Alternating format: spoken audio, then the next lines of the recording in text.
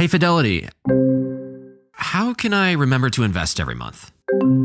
With the Fidelity app, you can choose a schedule and set up recurring investments in stocks and ETFs. Oh, that sounds easier than I thought. You got this. Yeah, I do. Now, where did I put my keys? You will find them where you left them. Investing involves risk, including risk of loss. Fidelity Brokerage Services, LLC, member NYSE, SIPC. Te encanta aprender y entender el mundo que nos rodea. ¿Y qué mejor manera de hacerlo que estudiando un idioma? Para viajar, para mejorar tus oportunidades laborales, para vivir en el extranjero o simplemente por el placer de aprender. ¿Quieres estudiar inglés, francés, italiano o quizás alemán? Con Babbel solo necesitas 10 minutos al día para aprender un idioma. Sí, 10 minutos al día, demostrado. ¿Cómo?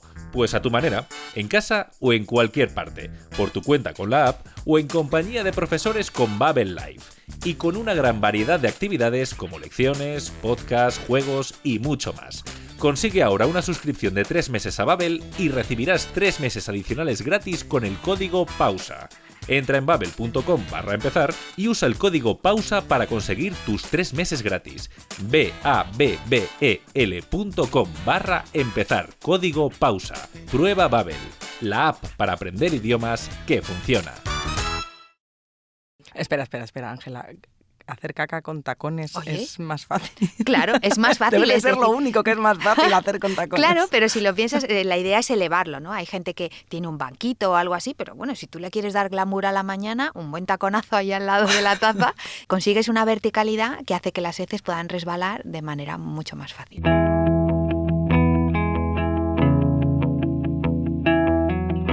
Hola, soy Marta García Ayer y vamos a hacer una pausa, una para hablar de una cosa muy seria, una de esas cosas de las que no nos preocupamos lo suficiente y eso que es tan importante como el comer. Es algo que todos hacemos, pero de lo que nunca o casi nunca hablamos, y eso que esa palabra es una de las primeras palabras que aprendemos a decir antes incluso de saber hablar, la palabra caca. No hablamos de caca, ni de hacerla ni de no hacerla, ni de cuánta, ni de cómo, ni de por qué la postura importa tanto. ¿Por qué es tabú hablar de algo tan cotidiano y tan importante para la salud? Pues nos lo va a explicar nuestra invitada de hoy, con la que vamos a hablar de la importancia de la digestión y de lo que comemos, o de por qué comer mucha fruta y verdura no siempre es lo mejor para ir al baño. ¿Y qué es el SIBO ese del que se habla ahora tanto? O cómo reconocer la caca perfecta. En realidad vamos a hacer una pausa de mierda. Pero antes te voy a contar una historia. La historia del que fue uno de los trabajos más influyentes en los lujosos años de la corte de los Tudor, uno de los puestos más envidiados en palacio en el siglo XVI, uno que necesitaba las más altas recomendaciones y solían siempre ocupar hijos de nobles.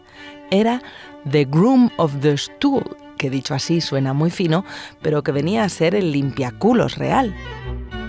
El encargado de las heces reales era una de las personas más influyentes de la corte porque estaba siempre cerca del rey en un momento muy íntimo. Se encargaba de llevar a todas partes una especie de taburete que era un discreto inodoro portátil de madera y de terciopelo que tenía una tapa.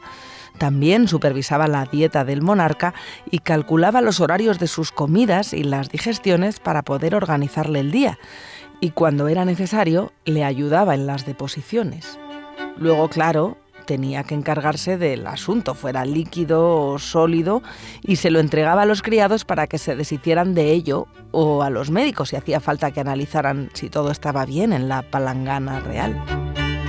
El mozo de heces fue lo más en el siglo XVI. El puesto, claro, luego fue desapareciendo, aunque no fue oficialmente abolido hasta 1901.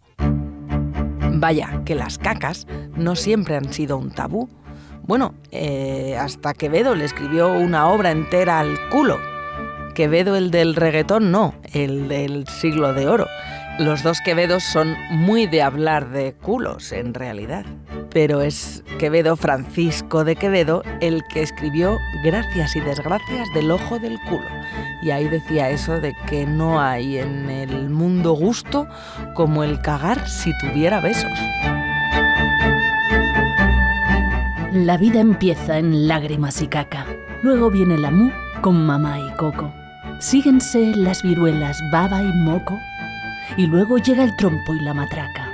En creciendo, la amiga y la sonsaca.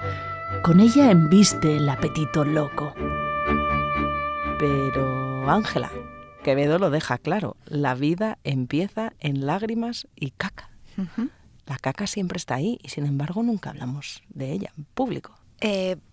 La verdad que los niños pequeños no tienen ningún pudor en hablar de ello. De hecho, es algo que les hace muchísima gracia, ¿no? Y sacar con un niño pequeño la palabra caca, sabes que le vas a conseguir una sonrisa seguro.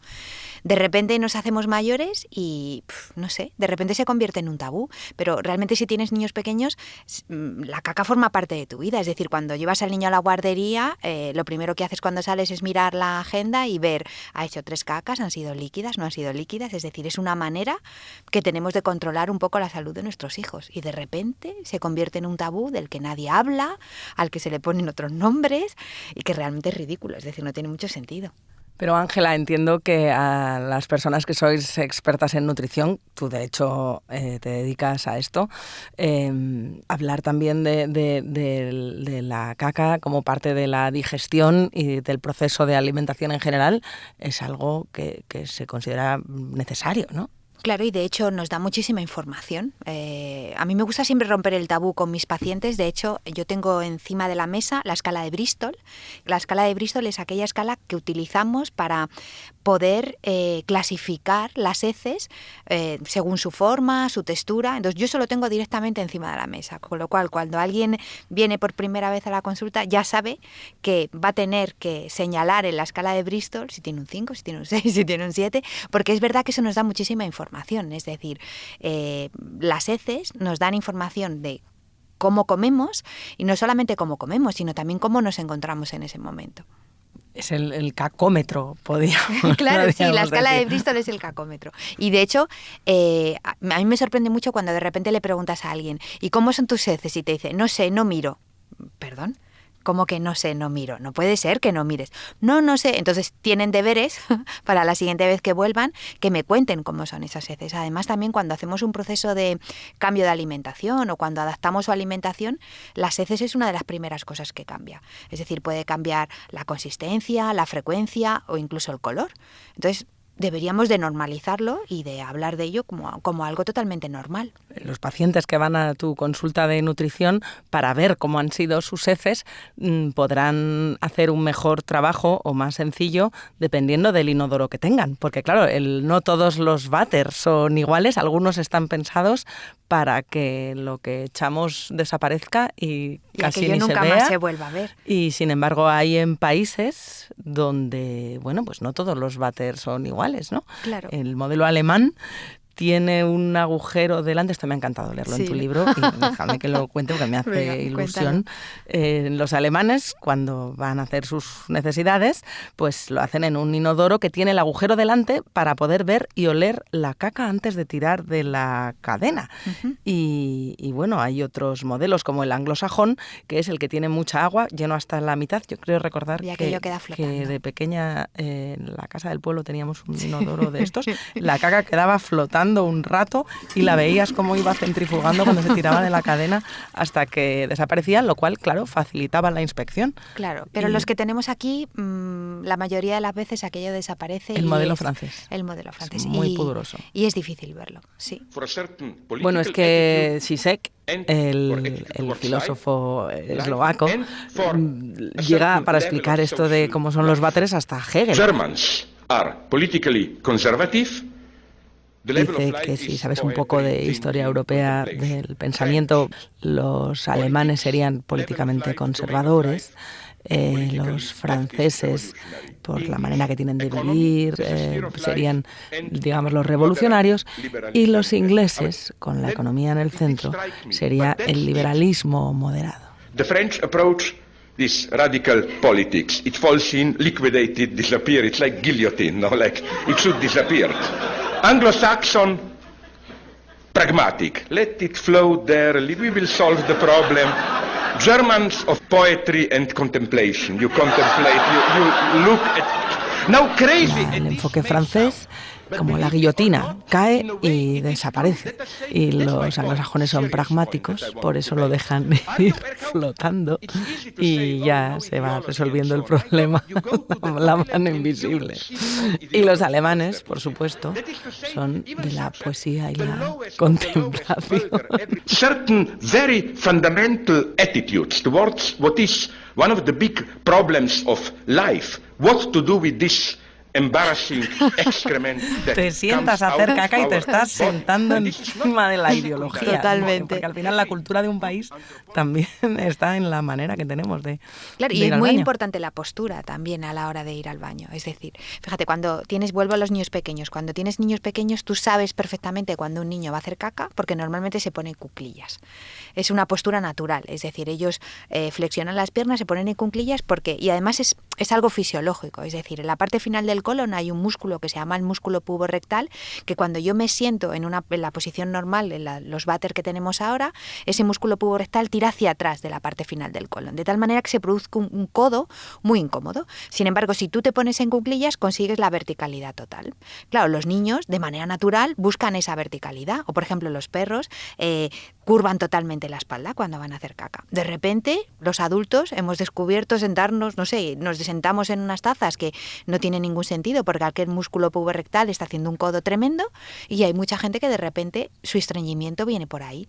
Entonces, un consejo, levantar los pies, ponerlos encima de una caja, o yo le digo a la gente, si quieres darle glamour, ponte un taconazo por la mañana, pero la idea es que esas piernas estén inclinadas hacia arriba para así conseguir esa vertical. Y esto de los baños japoneses que parecía que empezaban a ponerse de moda, pero ahí se han quedado, pues son mucho más caros, también es difícil que se... La mayoría de excusados cuenta con bidet para lavarse la coliflors. Aquí le puedes aumentar o disminuir la intensidad del chorrito de agua. Yo les aconsejo que lo dejen bajo porque está dura la cosa. Esto de tener sensor de posición, calefacción, incluso música y luego limpiarse pues con el chorro ese de agua que sale. Fíjate, ¿Esto es más sano? Claro, o sea, lo de excentricidad? limpiar, fíjate, se dice que la caca perfecta es aquella en la que no tienes que utilizar mucho papel a la hora de limpiarte, ¿no? Porque si tú tienes que utilizar mucho papel a la hora de limpiarte, quiere decir que esa caca no tiene la textura o la consistencia correcta. Entonces, lo de limpiarte con agua, por ejemplo, la gente que ha tenido hemorroides o que tiene problemas con hemorroides, la recomendación siempre es que no utilice papel, porque el papel irrita mucho más. Y en caso de utilizar papel, que sea papel que esté un poco húmedo.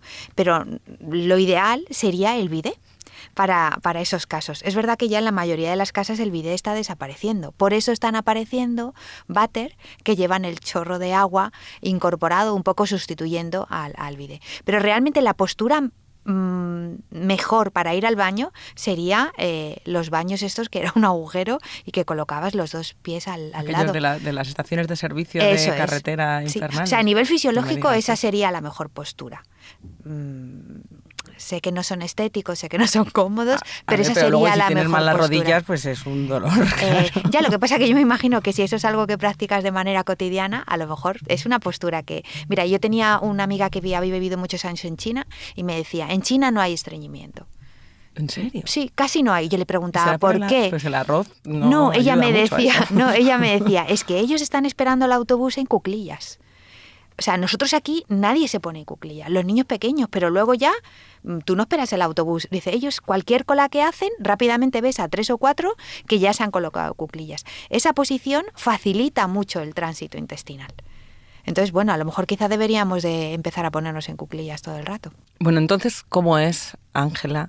De que no he terminado de decirle a los oyentes de Pausa quién eres, pero Ángela es Ángela Quintas, que eres química, eres experta en nutrición, has estudiado muchísimo la microbiota, ahora hablaremos de ella, y además en tu consulta pues recibes a muchos pacientes que entiendo la petición, ahora que empezamos el año con nuevos propósitos, suele ser perder peso, pero ese es solo uno de los muchos problemas problemas que uno puede tener, ¿no? Que a veces son problemas de digestión, son dolores o son problemas de salud, el estreñimiento, decías, y esos son los que cuentas en tus libros. Como en Adelgaza para siempre hay muchísimas recetas para comer sano, pero también en El secreto de la buena digestión, ¿por qué me duele la tripa?, también recorres exactamente lo relevante que es la caca para la salud y para estar bien. Y no lo tenemos tan asociado a lo mejor como antes. Seguro que sí, que en el siglo XVI el responsable de las heces reales sabía que era uno de los pocos indicadores para saber si la persona tenía una buena salud o no. Claro, es que antes realmente hacer analíticas de sangre no se hacían. Entonces una buena manera era analizar las heces, es decir, cuando uno se encuentra mal, las heces es una de las primeras cosas que se alteran, ¿no? Entonces, lo primero, fíjate, cuando hablábamos de estreñimiento, ¿no? Que decías, hay mucha gente que padece estreñimiento y de hecho después de todas estas fiestas, de haber comido tanto, lo primero que yo haría sería definir lo que es estreñimiento, porque me he encontrado muchos casos en los que la gente cree que está estreñida pero realmente no lo está. Y por ejemplo, vamos a diferenciar entre los hombres y las mujeres, ¿no? Los hombres suelen tener una frecuencia para ir al baño prácticamente diaria y huir de aquel que no vaya al baño todos los días, es decir, aquello se puede convertir a veces en un drama. Pero las mujeres, por ejemplo, nos regulamos mucho por los ciclos menstruales, es decir, no tenemos por qué ir al baño todos los días. ¿Y qué se considera normal? Desde 2 veces al día hasta 3 veces por semana. Es decir, en esas 3 veces por semana sería donde nos encontramos las mujeres, porque antes de que nos venga la regla, durante y después, puede ser que esa frecuencia varíe. Entonces, ahí está el hecho de poder personalizar y que cada uno sepa cómo es su tránsito intestinal y cómo son sus heces. ¿Y cuál es entonces, Ángela, la caca perfecta? Porque hablabas de la escala de Bristol. Sí. Y ahí hay diferentes tipos. Sí. ¿Ves? Es que me da hasta la risa. Estoy hablando contigo de una manera científica y seria, de la diferencia entre que sean pequeñas bolitas como eso de se llaman heces plastilina. caprinas, claro, heces caprinas se llaman cuando caprinas, son. todo el mundo entiende lo que es, Sí. todo el mundo que ya está en el campo sabe lo Sabe que cuáles son son, las heces sí. caprinas, o pueden ser de consistencia pastosa con los bordes no definidos y más bien blandos, que son el tipo 6, según estoy viendo en la escala Sí, en la escala de Bristol. Aquí ya algo no va bien. Hay del algo todo, no va bien. Claro, fíjate. Y si es ya totalmente amorfa líquida, y es un desastre pues ahí acuoso, ya algo va tipo mal. 7... Algo ya va muy mal. Claro, en el libro definía las heces perfectas como aquellas que salen en 1 o 2 piezas, que sientes sensación de vaciado, ¿no? Y que te quedas a gusto y que no tienes sensación de que todavía sigues teniendo dentro, que no tienes que utilizar mucha cantidad de papel. Vamos, lo que en un salto de trampolín sería un 10. Un perfecto. ¿No? Así, limpio, bien, sin salpicar. Eso serían unas heces perfectas. Y cuando no lo son, ¿qué hay que hacer? Bueno, depende. O sea, por ejemplo, nosotros en la consulta tratamos muchos pacientes que pueden tener intolerancias o que puede haber una disbiosis. Una disbiosis es una alteración en la microbiota. Cuando hay una alteración en la microbiota, una de las sintomatologías que puede aparecer estreñimiento, pero también puede aparecer diarrea. Entonces, hay que ver de dónde viene esa diarrea. Es decir, por ejemplo, alguien que es intolerante a la lactosa, es común que cuando tome un lácteo que contenga lactosa, inmediatamente al poco tiempo aparezca una diarrea. Es decir, normalmente cuando las heces no tienen una consistencia normal nos están indicando que algo no está funcionando de manera correcta o que no estamos comiendo de manera correcta. Porque si nosotros, por ejemplo, consumimos una cantidad muy grande de fibra, también esas heces no van a tener una consistencia correcta. Igual que si lo hacemos al revés y nuestra cantidad de fibra que consumimos al día, pues es muy por debajo de lo recomendable. Entonces, las heces realmente es un indicativo muy potente sobre el estado de salud y sobre cómo estamos comiendo en ese momento. ¿Y qué deberíamos comer para que todo el proceso intestinal vaya bien? ¿Cuáles son los alimentos? Porque claro, al inicio de año el propósito suele ser perder peso. Pero el propósito a lo mejor que tendríamos que hacernos es comer más sano. Estamos empezando la charla por el final, nunca mejor dicho. Claro, es muy escatológico, pero claro, eso significa escatológico, ¿no? También claro, empezar total. Por el final. Pero yendo al inicio del proceso, ¿vale? ¿Qué debemos ingerir para luego tener eso que decíamos, un 10? Pues sobre todo en el caso de las heces la importancia es la fibra, ¿no? Es decir, la fibra debe estar presente para que la fibra hace dos cosas. Una, aumenta el tamaño de las heces y hace que las bacterias que están en la parte final de nuestro intestino coman esa fibra, y eso también hace que el proceso de digestión sea mejor.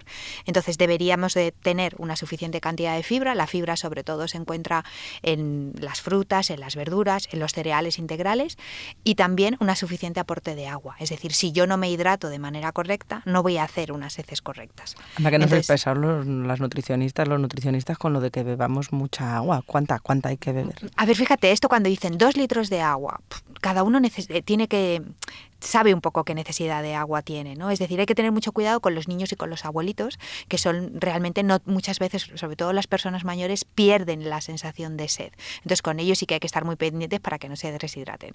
Pero el resto, es decir, si yo me bebo solamente un vaso de agua al día, pues tengo que tener cuidado, ¿no? Pero tampoco tengo que estar ahí bebiendo como si fuera un pato, horas y horas de agua. También piensa que los alimentos, una de sus grandes composiciones es el agua de las frutas y las verduras. Pero no tiene por qué ser agua simplemente de una botella. Tenemos infusiones, tenemos 1000 cosas para beber a la hora de estar hidratados. El agua es importante, es decir, el nivel de hidratación que nosotros tenemos en el cuerpo es importante, sobre todo para no hacer heces que sean muy duras y muy compactas, volviendo otra vez al tema de la caca. ¿Y cuáles son los errores más frecuentes, Ángela, que cometemos en la alimentación y que luego, pues claro, tienen, entre otros, muchas consecuencias, que tengamos problemas para ir al baño? Pues sobre todo la falta de fibra, la falta de... O sea, es que te puedes encontrar los dos extremos, es decir, desde alguien que piensa que para tener una alimentación súper sana tiene que tomar cantidades ingestas de fruta y de verdura, que eso también puede producir un exceso de fibra y una diarrea, y luego te encuentras otra gente que su alimentación se basa en alimentos ultraprocesados, llenos de grasas, llenos de azúcares, que eso no va a hacer que mi tránsito intestinal sea correcto. Entonces podemos encontrarnos al final los dos lados, ¿no? Alguien que se está pasando de fibra, que he tenido pacientes en la consulta, ¿no? Que dices, es que tengo diarrea todos los días, te pones a analizar y dices, madre mía, ¿cómo no lo vas a tener si es que estás tomando 8 piezas de fruta, no sé qué? Claro, te estás pasando. Y luego gente que no consume prácticamente nada de fruta y de verdura, ni de legumbres, ni de cereales integrales. Entonces, claro, es muy difícil. Si yo hago una alimentación basada principalmente en la proteína, claro, la proteína no tiene ni agua ni fibra prácticamente. Entonces es muy normal que la gente que basa una alimentación solamente en la proteína tenga problemas para ir al baño. Y luego también destacar el abuso de los laxantes. Es decir, los laxantes no deben de ser una manera para ir al baño. Es decir, un laxante, yo no debería recurrir a un laxante para ir al baño. Si yo tengo un estreñimiento, lo primero que tengo que hacer, por ejemplo, sería repasar mi alimentación. Si mi alimentación está correcta, lo segundo sería ver si hay una alteración en esa microbiota, es decir, si esa microbiota está alterada y por eso mi tránsito intestinal no está siendo el correcto. Y podemos ahí intervenir mediante cepas probióticas concretas, mediante prebióticos, que serían los alimentos de estas bacterias, pero hay que analizar cada caso en concreto. Antes de recurrir a los laxantes, entonces siempre recurrir a la fibra. ¿Cuáles serían esos alimentos que pueden ayudar al que quiera probar, que todavía no tenga un problema muy serio, no tenga por qué ir a consulta, pero que diga, bueno, pues voy a ver si esto me ayuda? Claro, alimentos integrales. Por ejemplo, funciona muy bien tomar frutas, aquellas que se pueda, con piel. Por ejemplo, la pera, ¿no? Cuando yo como una pera, hay un truco para que los niños vayan al baño. Cuando tienes bebés y les empiezas a hacer la papilla de frutas, es poner un trocito de pera con piel, porque la fibra está muy cerca de la piel. Entonces, cuando nosotros pelamos esa fruta, le estamos quitando una cantidad muy grande de fibra. Tomarte una manzana con piel y luego, evidentemente, que en nuestra alimentación haya la suficiente cantidad de verdura. Las espinacas, por ejemplo, son maravillosas para ir al baño.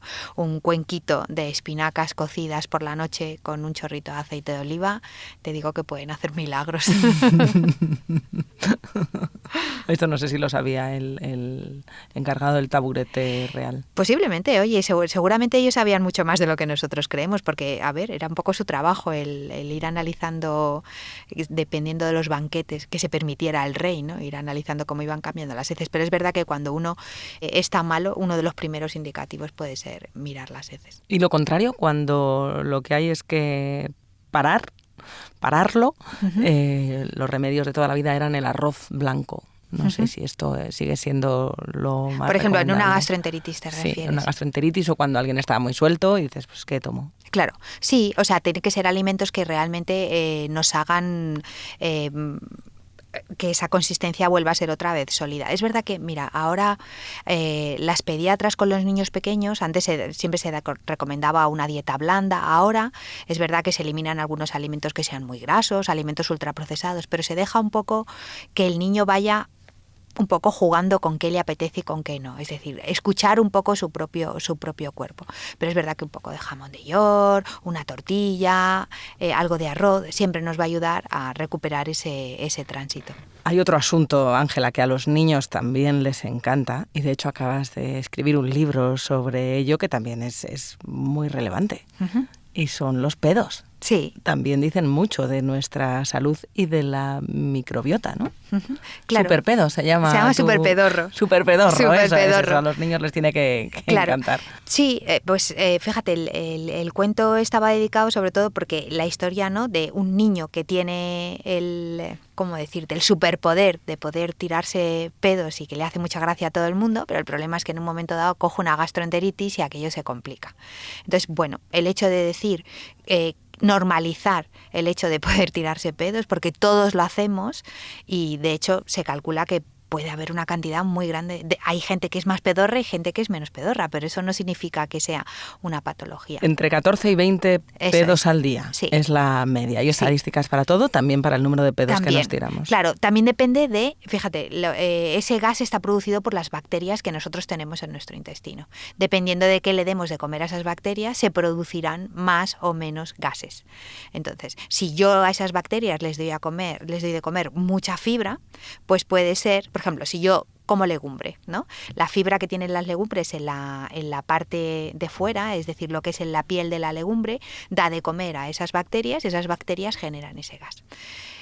Claro, trucos, ¿no? Cuando de repente viene gente a la consulta y de repente te dice, me sientan muy mal las legumbres, tengo unos gases tremendos. Bueno, prueba a triturarlas. Cuando nosotros trituramos una legumbre, esa fibra ya va rota y esas bacterias generan menos gas. O ahora, por ejemplo, podemos encontrar en el mercado lentejas sin piel, que es algo que antes era difícil de encontrar. Pues una lenteja sin piel va a producir muchos menos gases que una lenteja normal. A este señor que vamos a escuchar ahora.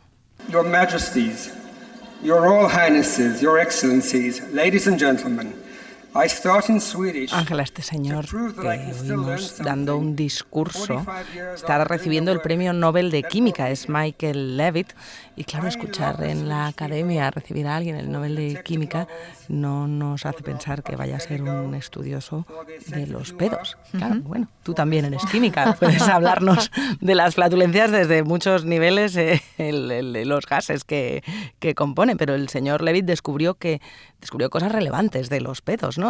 ¿Hasta qué punto las mujeres tienen mayor cantidad de ácido sulfúrico que los hombres? ¿Y qué significa que huelan algunas veces peor que otras? Esto también nos dice mucho de lo que pasa dentro del cuerpo, ¿no? Claro, sí, el ácido sulfúrico es el que le da ese olor a huevo podrido.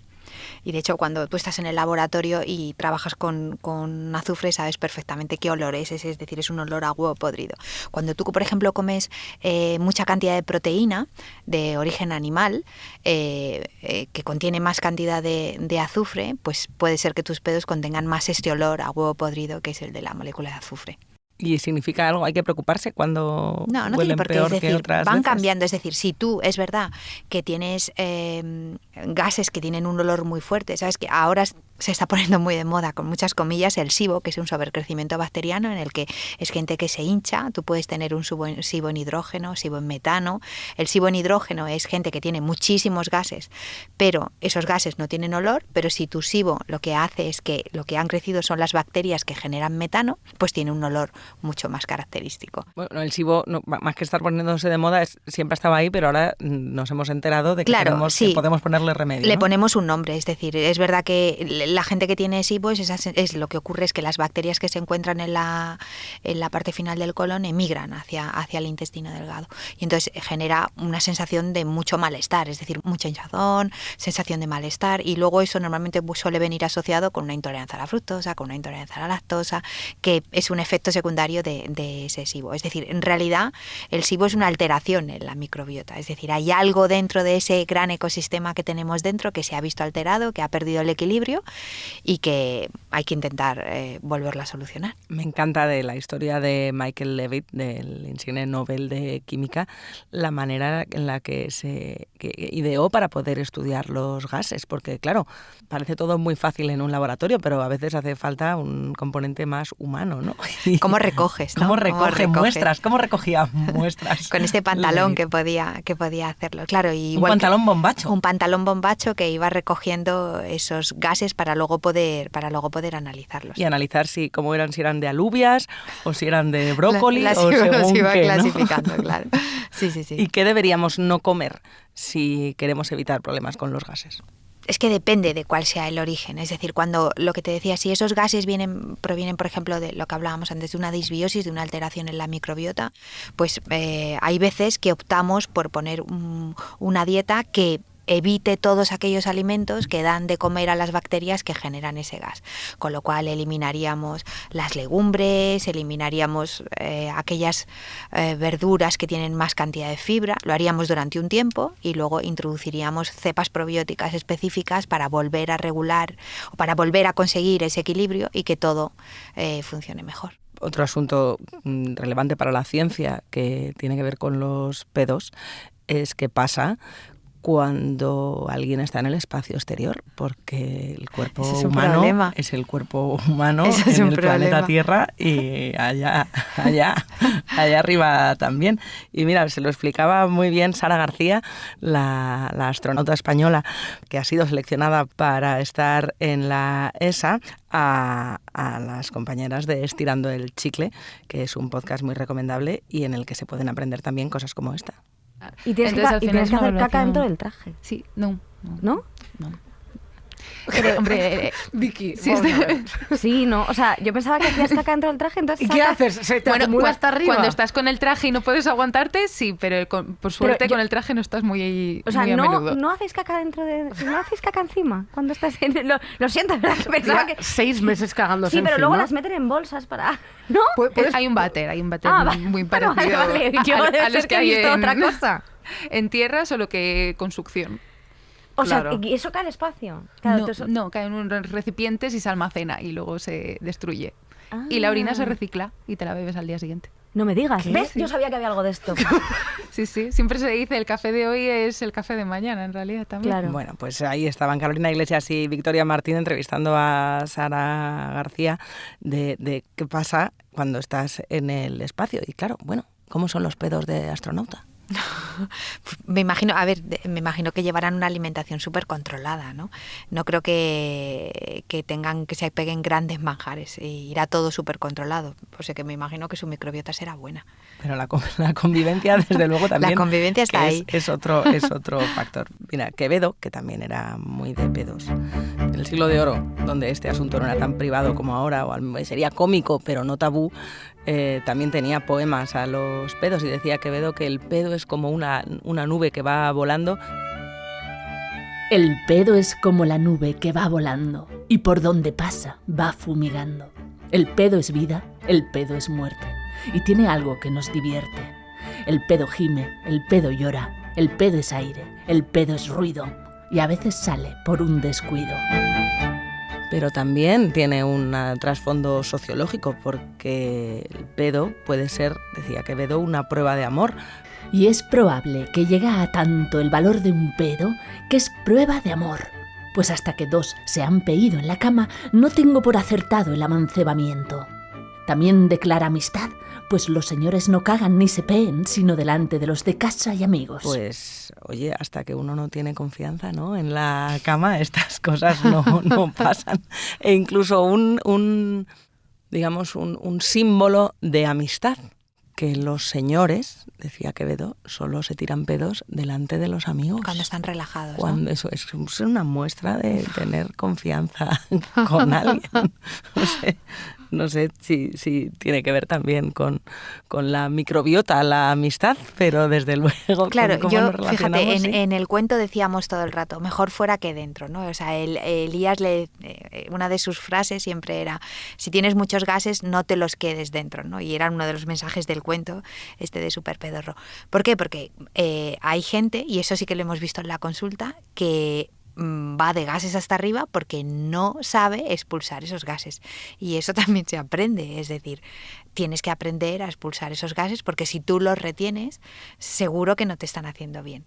Entonces, hay que aprender. Bueno, pero claro, hay que aprender también a hacerlo en el lugar socialmente sí, evidentemente en el lugar apropiado. adecuado, pero que me refiero que contener esos gases no tiene ningún sentido. Todo lo contrario, van a hacer que te vayas hinchando a lo largo del día y que llegues a casa fatal. Evidentemente tengo que saber dónde lo hago, pero mejor fuera que dentro si estoy en un sitio en el que lo pueda hacer. Mejor fuera que dentro. Me voy a apuntar esa frase por si algún día en una situación es incómoda necesito la excusa y diré, no, lo siento, ha dicho pero una experta en nutrición. Mejor fuera que salud. dentro. Esto es salud. Pero desde salud física y también emocional, ¿no? Porque tiene mucho que ver con nuestro estado de ánimo, la manera en la que hacemos las digestiones. Claro, fíjate, hay muchos estudios que se han publicado sobre, por ejemplo, alteración en la microbiota y Alzheimer, esclerosis múltiple o incluso depresión. Se ha visto que los pacientes que tienen estas patologías hay una alteración en la microbiota. Lo que no sabemos es si esta enfermedad ha hecho que apareciera esa alteración en la microbiota o que la alteración en la microbiota nos hace ser más propensos a tener ese tipo de enfermedades. Todavía no lo conocemos, pero sí está claro que hay una relación muy clara. De hecho, se considera nuestro intestino como el segundo cerebro. En nuestro intestino tenemos tantas neuronas como en el cerebro de un perro. Y hay, por ejemplo, un neurotransmisor que es la serotonina, el neurotransmisor de la felicidad, del placer, que se fabrica en un 70-80% gracias a las bacterias que nosotros tenemos en nuestro intestino. Entonces, que también tenemos que mirar esa parte cuando vemos a alguien que tiene depresión, pues mira, por ejemplo, en el caso de la serotonina, que hablábamos siempre, ¿no? La serotonina, el neurotransmisor de la felicidad, fabricada por nuestras bacterias, esa serotonina se va a convertir en melatonina que me va a hacer dormir de manera profunda. Entonces, todo empezó con una alteración en la microbiota, alteración de esas bacterias que no generaron suficiente cantidad de serotonina. Esa serotonina que no fabricaba en suficiente cantidad no se convirtió en melatonina y de repente entre 4 y 4 y media tengo un despertar porque no estoy secretando suficiente cantidad de melatonina. Y la gente no va a pensar que eso puede venir de nuestras bacterias. Igual que hay muchas veces, o sea, cuando tú tienes una alteración en el tránsito intestinal, rápidamente vas a decir, no, pues algo está funcionando mal en la tripa. Pero una alteración en la microbiota puede originarte otros muchos síntomas que nunca vas a relacionar, como dolor de cabeza, manchas en la piel, dolor en las articulaciones, ganas de comer dulce. Ahí no tienes por qué pensar en un primer momento que tu alteración está en la microbiota y sí que se ha visto que hay una relación directa. Madre mía, la microbiota y también los picos de glucosa, ¿no? También el estado de ánimo influye muchísimo. Influye muchísimo el nivel de azúcar que tengamos o lo que hemos comido y no tenemos normalmente eso presente. Siempre pensamos en lo que se come en función a si nos engorda o nos adelgaza, pero no en si nos va a poner de mejor o de peor humor. ¿Qué tenemos que hacer para controlar eso? Por ejemplo, mira, un pico de insulina, claro, seguro que todos lo hemos experimentado alguna vez. Sería una paella, una copa de vino y una siesta. Es decir, eso es un pico de insulina. Eso, Ángela, perdóname, eso es un pico de es insulina en toda regla. Es decir, cuando te levantas dices, madre mía, aquí he metido hidrato como si no hubiera otra cosa y la sensación es una sensación de bajón total. O sea, fíjate, lo que ocurre, primero clasificar qué son los hidratos. Los hidratos son, pues, para clasificarlo de manera sencilla, todo aquello que nace de la tierra. La gente piensa que el hidrato solamente es el arroz y la pasta, pero las frutas y las verduras también son hidratos de carbono. Entonces, imagínate un desayuno que solo tiene hidrato, ¿no? Que tampoco estamos yendo a algo muy fruta, zumo, sí, o algo mucho más que parezca más sano, fruta, zumo, rebanada de pan con tomate, ¿no? Solo hidrato. Claro, cuando ese hidrato entra en mi cuerpo y una vez que ha sido digerido, de repente yo me encuentro en mi torrente sanguíneo con una cantidad muy grande de hidrato de carbono. Ese hidrato de carbono hay que normalizarlo, es decir, esa glucosa, ese azúcar en sangre hay que normalizarlo. Mi cuerpo secreta insulina para normalizar ese hidrato. Una parte va al hígado, otra parte va al músculo y si sigue habiendo mucha cantidad de hidrato, yo activo una reacción que se llama lipogénesis que lo convierto en grasa, que si quieres hablamos de eso.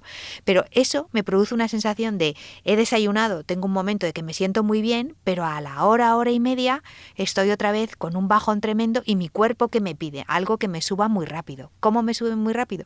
Volviendo a ingerir otra vez un hidrato. O sea, que tenemos que meter siempre proteína. Siempre hay que meter proteína, claro. Y lo que te hablaba de la lipogénesis es cuando hay muchas veces de repente, yo lo veo en gente que viene a consulta, que dice, ¿cómo puede ser que yo tenga un exceso de grasa en mi cuerpo, que me sobren 10, 15 kilos o 5, si yo no consumo alimentos ricos en grasa? ¿De dónde viene esta grasa? Bueno, pues esa grasa viene porque tu cuerpo la fabrica gracias a esta reacción que te decía que se llama lipogénesis. Para que tú no tengas un coma diabético, para normalizar esos niveles de glucosa en sangre, tu cuerpo lo que hace es que ese hidrato lo convierte en grasa.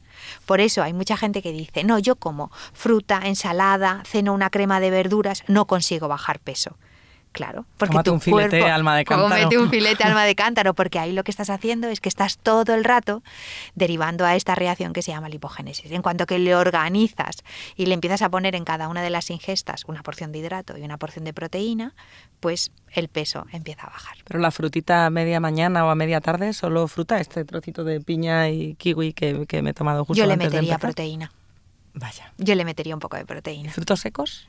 Bueno, los frutos secos maravilloso, fuente de grasa saludable, Pero fuente también de de la fibra. tierra. Sí, pero es verdad que no es, o sea, tienen una porción de hidrato, tienen una porción de grasa saludable, o sea, Bien, que ¿no? un fruto seco estaría fenomenal. Pero una fruta sola yo la acompañaría de algo de proteína, bueno, no sé, puedes ponerle algo, no sé, un poco de jamón, un poco de queso, los lácteos, hidrato y proteína. Ahí ya vienen ya con el pack hecho.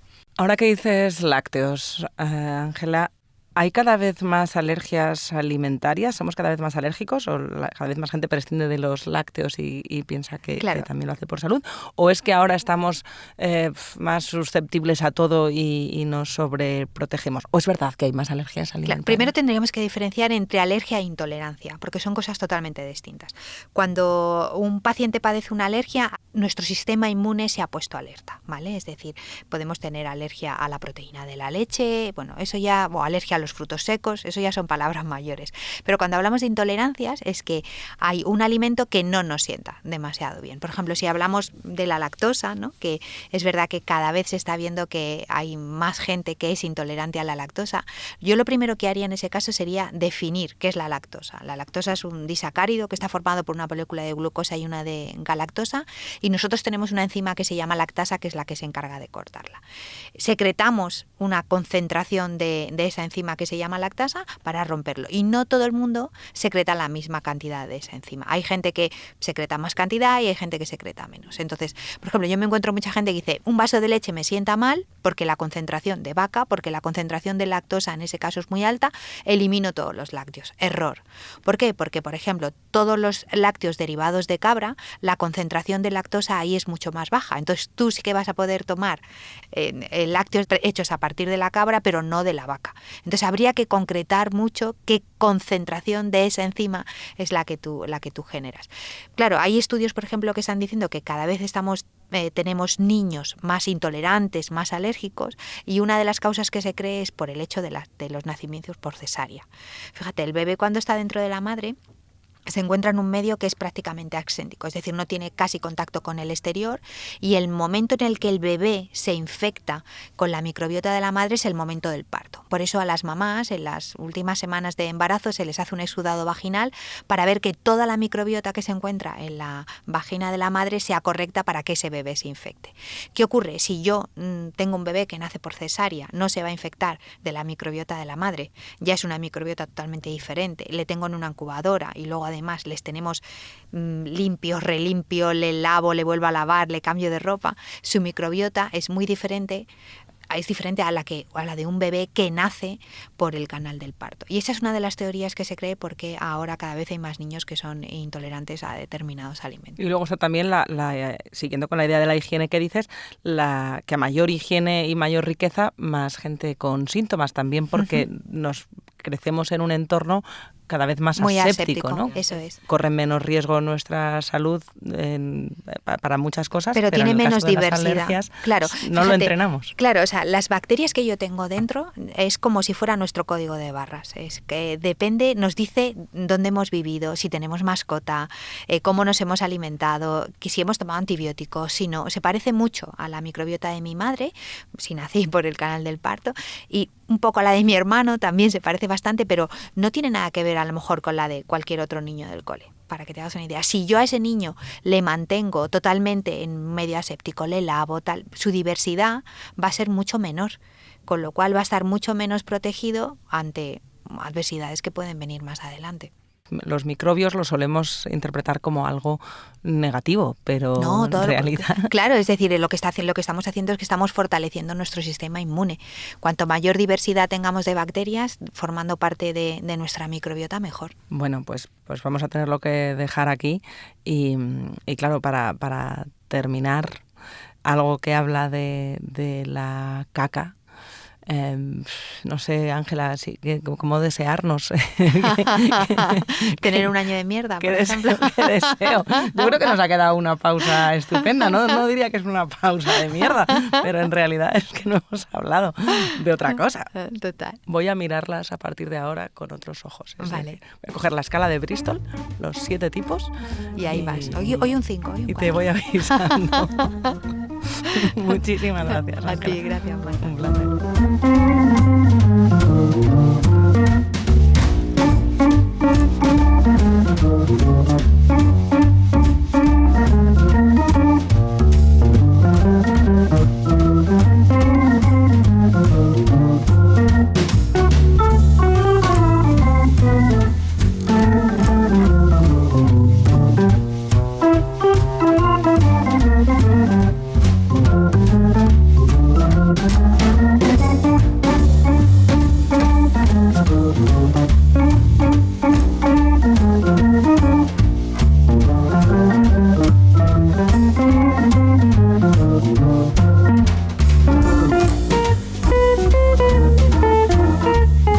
Yo me encuentro, por ejemplo, muchas mujeres en la consulta que te dicen, no, yo tirarme un pedo. Yo digo, a ver, por favor, o sea, no. Digo, ya es que estás de gases hasta aquí.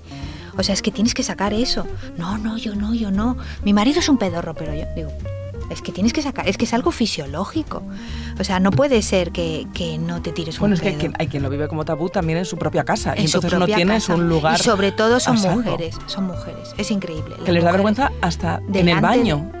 Pero te digo, veo muchísimas que dicen, no, yo eso no. Y dices, a ver, es que no puede ser.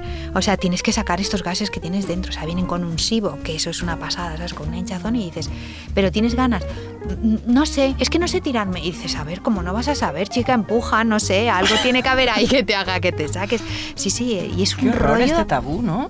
Es un rollo de las salud. mujeres, es un rollo de las mujeres sobre todo, ¿eh? Ellos no tienen ningún problema. No.